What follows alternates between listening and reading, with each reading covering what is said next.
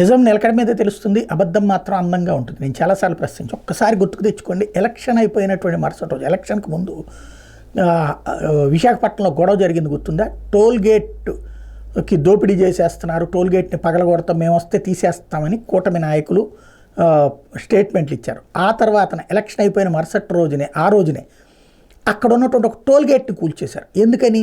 Toll gate ద్వారా ప్రజల్ని దోచేస్తారా అడ్డదిడ్డంగా. వాస్తవంగా అక్కడ కూడా ఆటోలు ఫ్రీనే, అట్లాగే 2 వీలర్స్ ఫ్రీనే, కాకపోతే కార్లు ఇతర వాటి ద్వారా దోచేస్తారా అని చెప్పి టోల్గేట్ పగలగొట్టారా లేదా? ఒకసారి గుర్తుందా?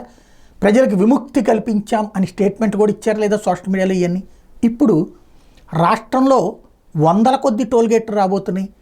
ఇప్పటిదాకా హైవేల మీద టోల్గేట్తో పాటుగా రాష్ట్రంలోని వివిధ రాష్ట్ర రహదారుల మీద టోల్గేట్లు రాబోతున్నాయి. ఇది ఒక ఎత్తు. ఇదే కాకుండా ఇప్పుడు కొత్తగా అందమైనటువంటి అల్లిక, గుత్తేదారులకు దీర్ఘకాలం పాటు రోడ్ల నిర్వహణ, మరమ్మతులు, రెన్యువల్స్ అన్నింటికీ వాళ్ళదే బాధ్యత. 3 ఏళ్లలో 3,900 కిలోమీటర్లు అప్పగించి వచ్చినాయి. అంటే వెరీ సింపుల్ లాజిక్ చెప్పాలంటే కాంట్రాక్టర్ల చేతికి మొత్తం రాష్ట్రంలో ఉన్న రోడ్లన్నీ ఇచ్చేయడం.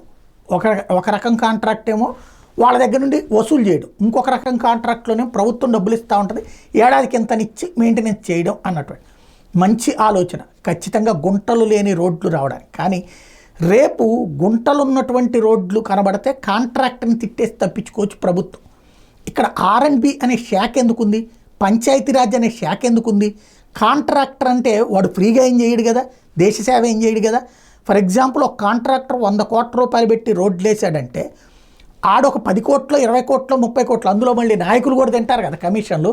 కాబట్టి 30 కోట్ల రూపాయలు అందులో డబ్బులు సంపాదన ఉంటుంది. అంటే 70 రూపాయలు అయ్యే పనికి 100 రూపాయలు ఖర్చు పెడుతున్నాం. ఆ 70 రూపాయలు ప్రభుత్వ ఉద్యోగికి ఇచ్చేసి, అంటే ప్రభుత్వ శాఖకి ఇచ్చి, పంచాయతీరాజ్కు R&B శాఖకు ఇచ్చి గుంటలన్నీ ఎట్టి పరిస్థితుల్లో ఉండటానికి వీలేదు, ఉంటే DE ఉద్యోగం తీస్తాం, AE ఉద్యోగం తీసేస్తామని చెప్పి పెడితే కరెక్టా? లేదు అంటే కనుక అదంతా కాంట్రాక్టర్లకు ఇచ్చేసేసి కాంట్రాక్టరే చూసుకుంటాడంటే కరెక్టా? అంటే ఈ ఉద్యోగులందరూ ఉండి ఉపయోగం ఏంటి? అంటే ఇక్కడ సమస్య ఏంటంటే గుత్తేదారులు అంటే ఎవరుంటారు? కాంట్రాక్టర్లు అంటే మనోళ్ళు ఉంటారు, అధికారంలో ఉన్నటువంటి వాళ్ళ తరపున వాళ్ళు ఉంటారు. వాళ్ళకి రోడ్లన్నీ రాసిచ్చేస్తున్నారు.